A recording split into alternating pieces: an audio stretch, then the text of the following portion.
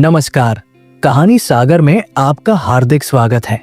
आज सुनिए मिस्ट्री से जुड़ी क्राइम डिटेक्टिव कहानी ब्योमकेश बख्शी, लोहे के बिस्कुट। कमल बाबू ने कहा, मैं मोहल्ले में ही रहता हूँ, पार्क के पास।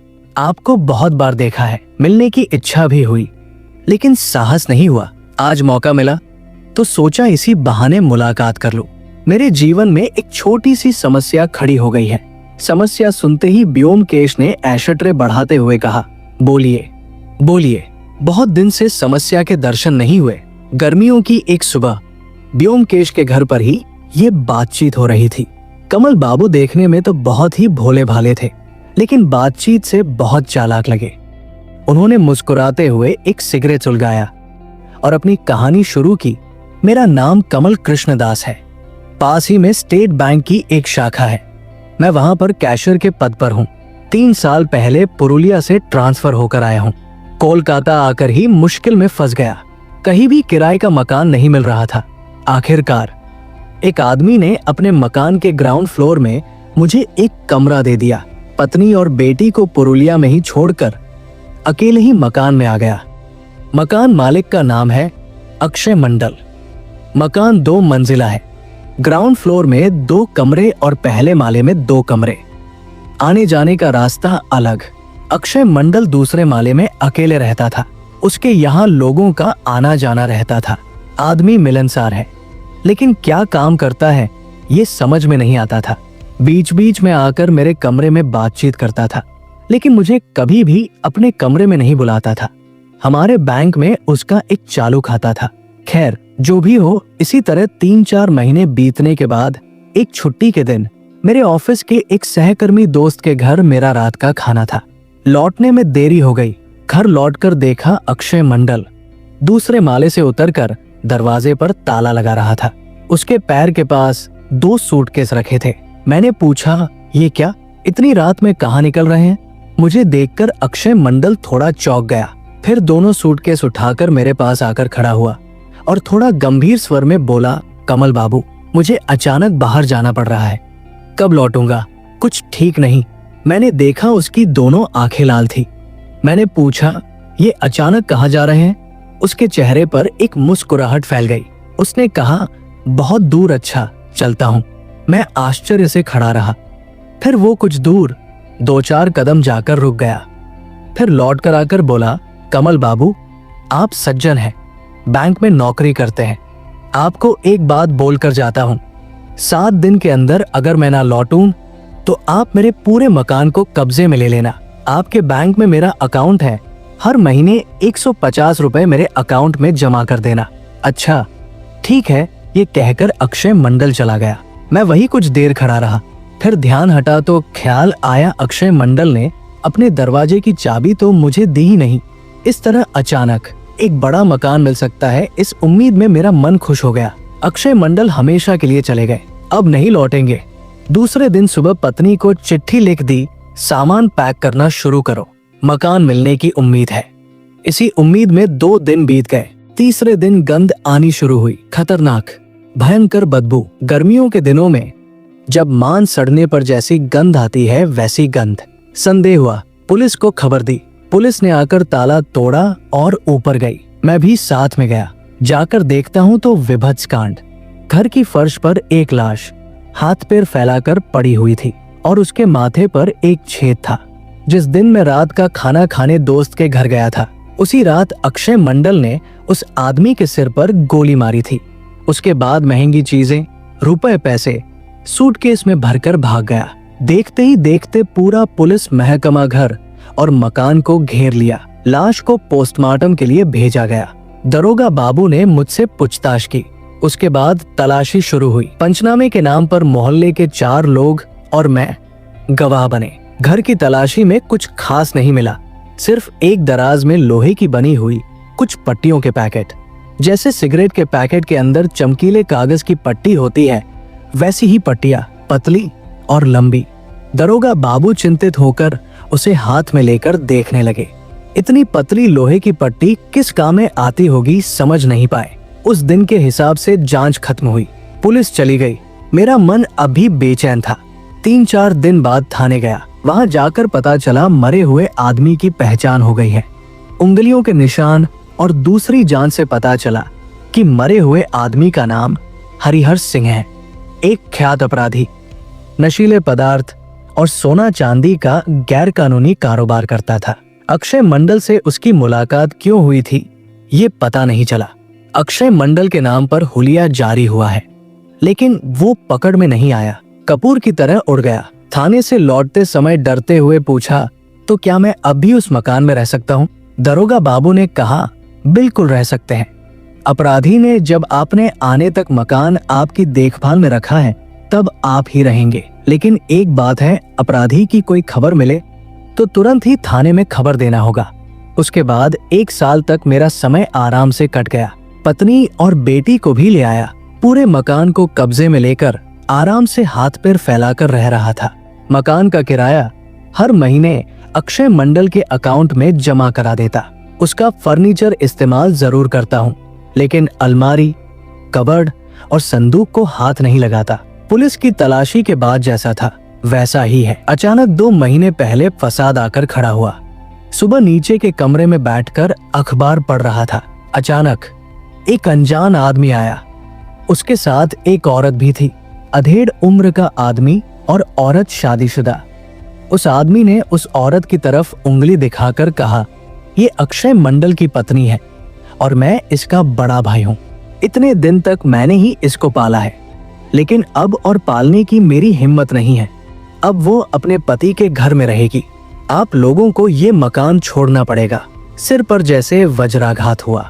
आंखें बड़ी बड़ी करके देखता रह गया, फिर दिमाग लगाया और पूछा, अक्षय बाबू की पत्नी है? ये तो कभी सुना नहीं।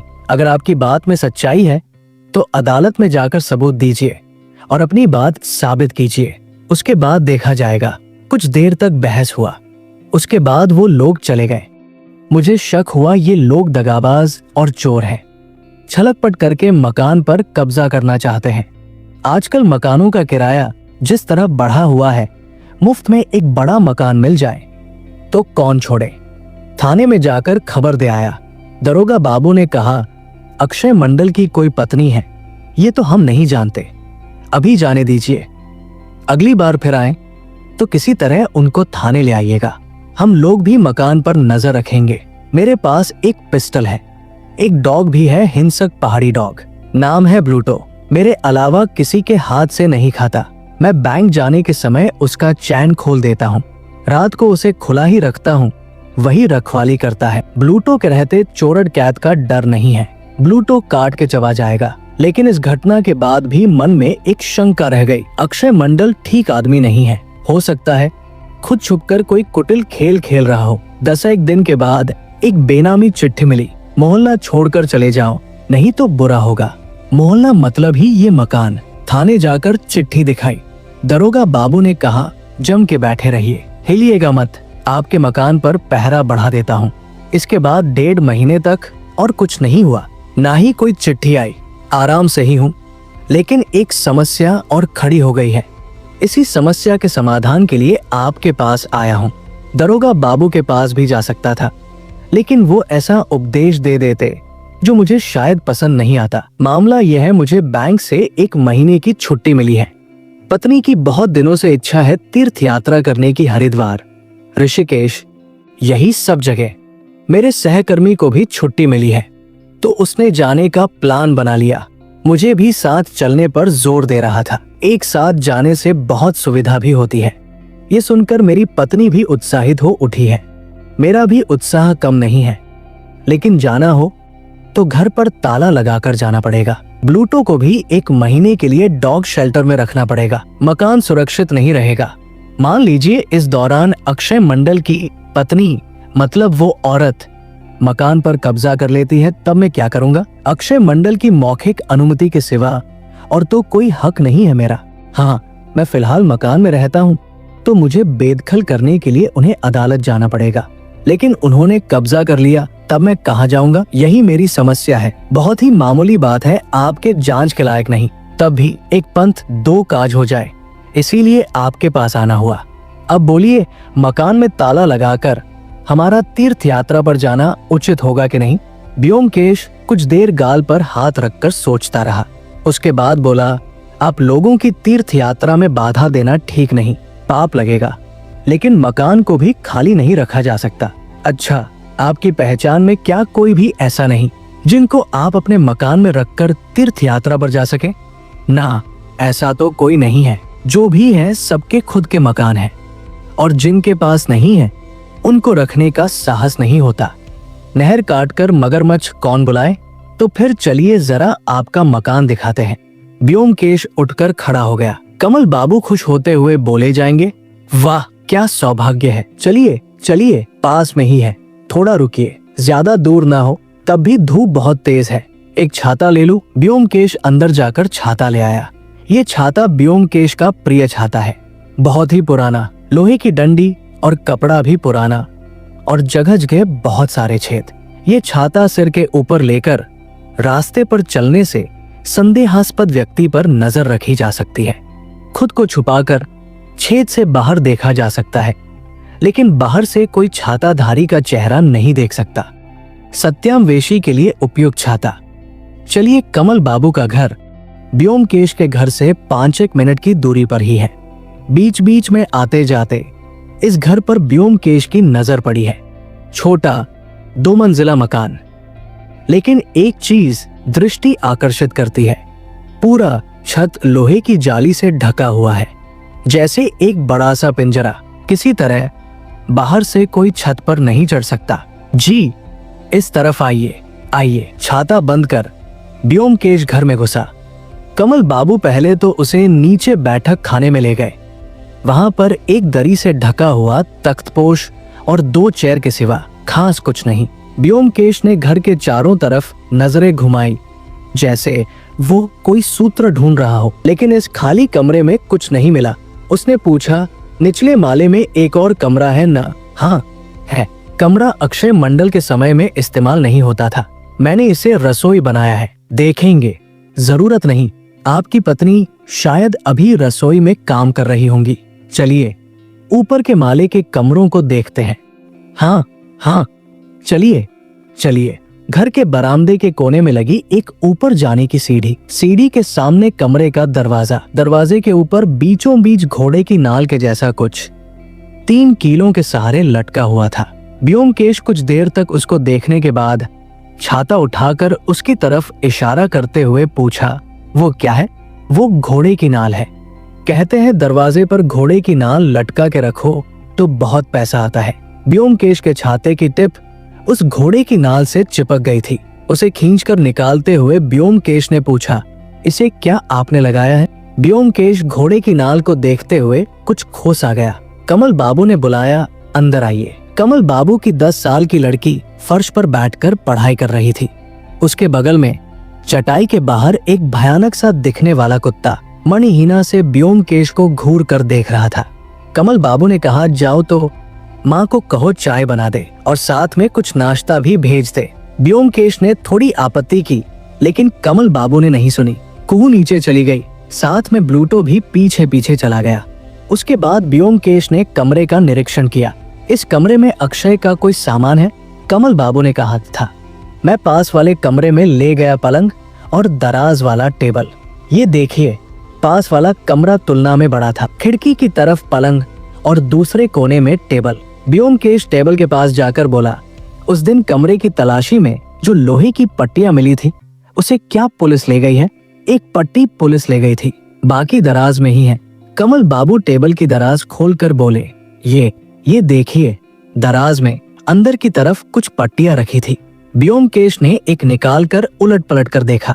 दिखने में सिगरेट पैकेट में रखे चमकीले कागज की तरह ही था। उसे रखकर वो मुस्कुराते हुए ही बोला, बहुत बढ़िया चीज है ये तो। इसके अंदर 2-4 बिस्किट रख के धागे से बांध दो तो निश्चिंत हो जाओ। चलिए अब जरा छत भी देख आते हैं। छत में लेकिन कुछ नहीं है। भले ही कुछ ना हो, कभी कभी शून्य से भी अर्थ निकल आता है। हम चलिए। छत में सच में कुछ नहीं था। पूरा छत लोहे की जाल से ढका हुआ था, बाग के खाली पिंजरे की तरह। एक कोने में चबूतरे के ऊपर लाल रंग की पानी की टंकी। इसी टंकी से घर के नलों में पानी आता है। ब्योमकेश छत के चारों तरफ घूमकर देखता है और पूछता है, आप लोग छत का इस्तेमाल नहीं करते? गर्मी ज्यादा पड़े तो छत पर आकर सोते हैं। चारों तरफ लोहे की जाली लगी है, चोर के आने का डर नहीं, सुरक्षित है। चलिए, मेरा देखना हो गया। नीचे उतर के आने के बाद कुहू ने आकर कहा, बाबा बैठक खाने में चाय रखी है। नीचे के कमरे में चाय पीते पीते ब्योमकेश ने पूछा, थाने में जिस दरोगा बाबू से आप मिलते हैं उनका नाम क्या है? इंस्पेक्टर राखल। ब्योमकेश धीरे से मुस्कुराया। चाय खत्म करके वो छाता लेकर खड़ा हो गया। अच्छा, अब चलता हूँ, लेकिन हमारे तीर्थ यात्रा का क्या होगा या नहीं ये तो बताया ही नहीं आपने। तीर्थ यात्रा पर जरूर जाइए। तो आपकी छुट्टी कब से है? अगले शनिवार से। तो फिर अब देर मत कीजिए, टिकट बनवा लीजिए। कोई डर नहीं, आपके मकान पर कब्जा नहीं होगा, मैं जबान देता हूँ। अच्छा, अब मैं चलता हूँ। अरे सच में बहुत बहुत धन्यवाद ब्योमकेश बाबू। चलिए, आपको घर तक छोड़ देता हूँ। नहीं, उसकी जरूरत नहीं है, मैं फिलहाल थाने जाऊंगा। इंस्पेक्टर राखल से मिलना पड़ेगा, षड्यंत्र करना है। शनिवार की सुबह कमल बाबू के मकान से पुलिस का पहरा हटा लिया गया। कमल बाबू ने ब्लूटो को एक डॉग शेल्टर में छोड़ा। पुलिस के अलावा और भी कोई मकान पर नजर रखे हुए था। उन्होंने सब कुछ देखा। शाम को कमल बाबू अपनी पत्नी और बेटी को लेकर सामान सहित घर में ताला लगाकर चले गए। जाते वक्त थाने में इंस्पेक्टर राखल को चाबी देते हुए कह गए, पीछे का दरवाजा भिड़ा के आया हूँ, अब मेरा मकान आपके हवाले। पूरा दिन मकान खाली पड़ा रहा। रात अंदाज़न 8 बजे ब्योमकेश को लेकर इंस्पेक्टर राखल कमल बाबू के मकान की तरफ गए। दोनों के पास पिस्तौल और टॉर्च था। पास के मकान की चारदीवारी फांद कर कमल बाबू के मकान के पीछे के दरवाजे से दोनों अंदर घुसे। अंदर जाकर पीछे के दरवाजे को बंद कर दबे पाव दोनों सीढ़ी चढ़कर ऊपर के माले पर पहुंच गए। दोनों ने कान लगाकर सुना, मकान खाली था। इंस्पेक्टर राखल ने पल भर के लिए टॉर्च जलाकर दरवाजे के ऊपर लगे हुए घोड़े की नाल को देखा। वो अपनी जगह अब भी टंगा हुआ था। उन्होंने फुसफुसाया करने से ठीक रहेगा। ब्योमकेश ने कहा, नहीं, मैं छत पर जा रहा हूँ, तुम इस कमरे में ही छुप के रहो। दोनों ही अगर छत पर चले जाएं, तो छत का दरवाजा दूसरी तरफ से बंद नहीं किया जा सकेगा। इससे अपराधी को शक हो जाएगा। ठीक है, आप छत पर चले जाइए, मैं दरवाजा इस तरफ से बंद कर देता हूँ। ब्योमकेश छत पर चला गया। इंस्पेक्टर राखल दरवाजा बंद करके नीचे उतर आया। कितनी देर इंतजार करना पड़ेगा? कहाँ नहीं जा सकता। ऐसा भी हो सकता है कि अपराधी आज ना आए।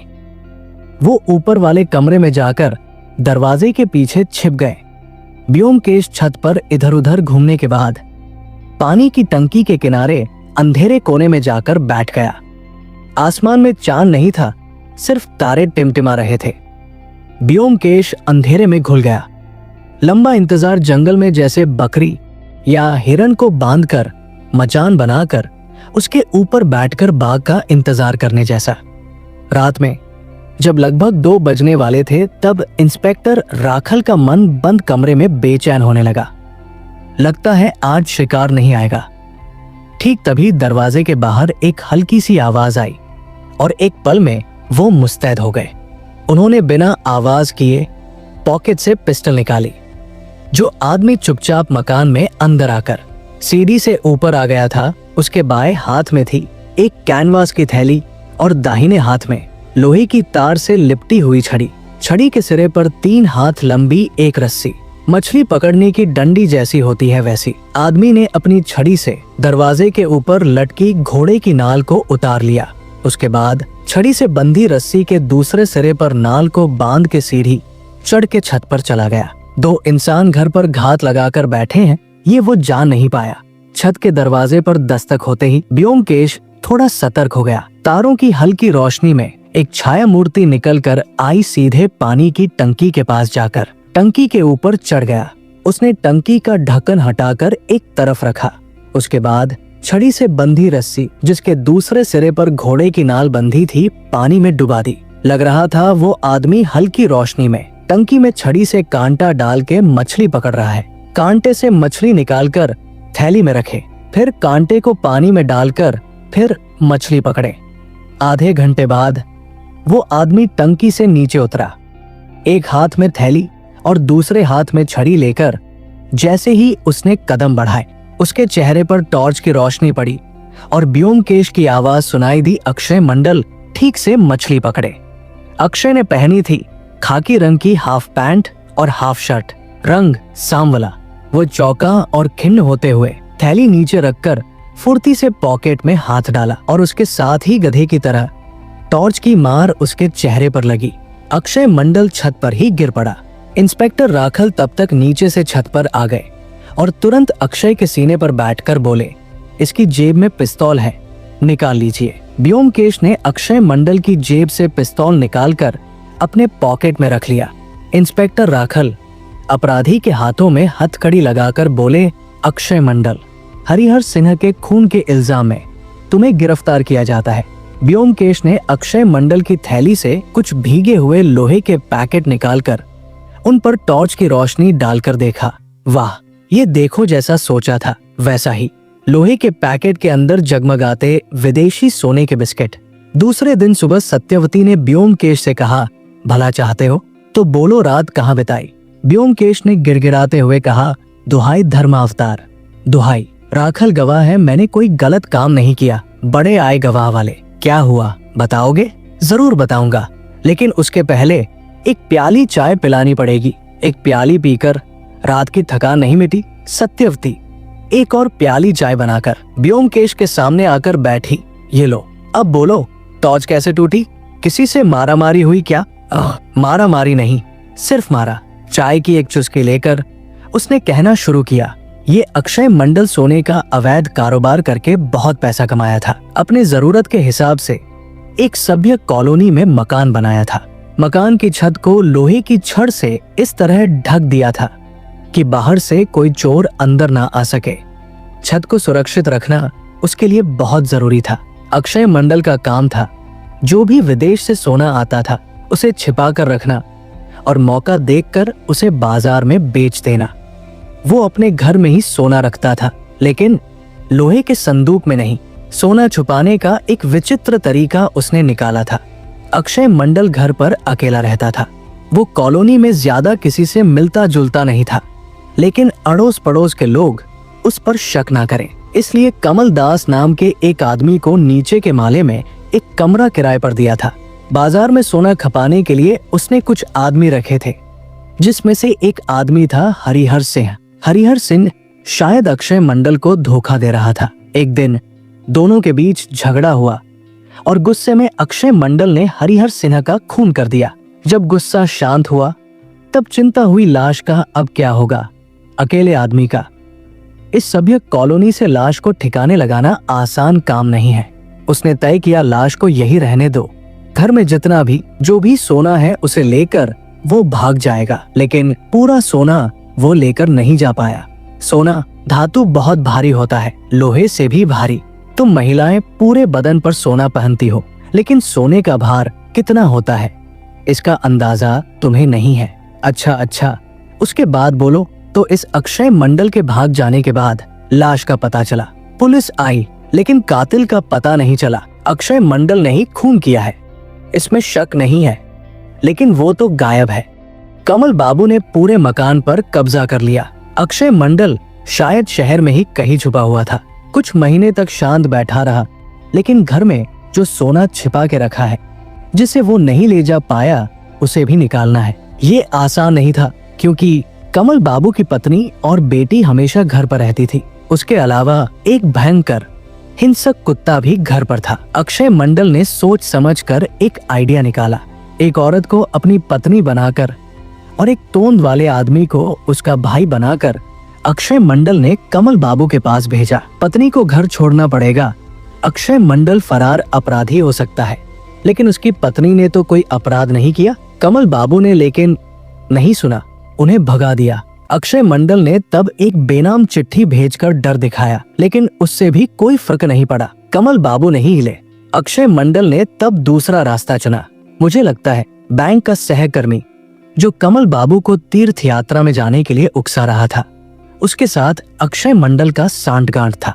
2-4 दिन के लिए ही सही, अगर कमल बाबू को सहपरिवार घर से दूर किया जा सके, तब भी अक्षय मंडल का काम बन जाता। सारा काम उसने बहुत सही तरीके से संभाल लिया था। लेकिन एक कारण से कमल बाबू के मन में खटका हुआ। इस मकान पर अगर कब्जा हो जाए तब वो मेरे पास परामर्श लेने के लिए आए। उनकी कहानी सुनकर मुझे शक हुआ। मकान पर मैं मकान देखने गया। देखते ही वहां जाने पर बहुत सारे संकेत मिले। मकान के अंदर गया, तेज धूप थी इसलिए छाता लेकर गया था। ऊपर के माले में चढ़कर देखा, दरवाजे के ऊपर एक घोड़े की नाल 3 कीलों के सहारे लटकी हुई है। घोड़े की नाल को एक नजर देखने पर घोड़े की नाल ही लगी, लेकिन असल में शायद वो घोड़े की नाल नहीं थी। मैंने छाते को नाल की तरफ बढ़ाया और अपने आप ही छाता नाल से चिपक गया। तब ठीक समझ गया मेरा शक सही निकला। घोड़े की नाल नहीं, एक शक्तिशाली चुंबक छाते के लोहे के संपर्क में आकर उससे चिपक गया। पूछकर पता चला वो चुंबक अक्षय मंडल का ही था। दिमाग में सवाल दौड़ने लगे, अक्षय मंडल चुंबक से क्या करता है और उसे दरवाजे पर ही लटका कर क्यों रखा है जिससे ऐसा लगे कि वो घोड़े की नाल है। याद आ गया, पुलिस की तलाशी में दराज के अंदर कुछ लोहे की पट्टियां मिली थी। रहस्य धीरे धीरे साफ होने लगा। उसके बाद जब लोहे की जालियों से बंद छत की टंकी में जाकर देखा तब तो और कुछ भी समझने में बाकी नहीं रहा। चुंबक कितना ही शक्तिशाली क्यों ना हो, सोने से चिपक नहीं सकता। इसलिए वो सोने के बिस्किट लोहे के पैकेट में भरकर टैंक के पानी में फेंक देता था। उसके बाद जब जैसी जरूरत हो टैंक में चुंबक को छड़ी में बांध के मछली पकड़ने की तरह पानी से निकाल लेता था। हरिहर सिन्हा का खून करके भागते समय वो पूरा सोना लेकर नहीं जा पाया था। अब बाकी सोना भी तो लेना है। भागते समय उसने सोचा नहीं था कि ये मामला बाद में इतना जटिल हो जाएगा। खैर, जो भी हो, सोने का पता चल गया। आप सहपरिवार तीर्थ यात्रा के लिए निकल जाइए। उसके बाद इंस्पेक्टर राखल के साथ चर्चा करके फंदा लगाने की व्यवस्था की। उसे पता चला रास्ता साफ है। पिछली शाम मैं और इंस्पेक्टर राखल मकान में जाकर छुप गए। कल ही अक्षय मंडल आएगा इसकी उम्मीद नहीं थी, लेकिन फिर भी पहरा तो देना पड़ेगा, कहाँ नहीं जा सकता। रात 2 बजे के आसपास शिकार ने फंदे में पैर डाला। उसके बाद और क्या, टॉर्च की एक बार से ही धराशायी। सत्यवती ने उत्सुकता से पूछा, तो कितना सोना मिला? व्योमकेश ने कहा, 97 लोहे की पट्टियां और हर पट्टी में 2-2 सोने के बिस्किट और हर एक बिस्किट का वजन 50 ग्राम। अब इसकी कितनी कीमत होगी तुम हिसाब करके देख लो। व्योमकेश ने सिर्फ एक गहरी सांस छोड़ी। आप सुन रहे थे क्राइम डिटेक्टिव कहानी व्योमकेश बख्शी, लोहे के बिस्कुट। ऐसी कहानियों के लिए हमारे चैनल कहानी सागर को सब्सक्राइब करें। अगर ये कहानी आपके दिल को छू गई हो तो इसे लाइक करें और अपने दोस्तों व परिवार के साथ शेयर करें। धन्यवाद।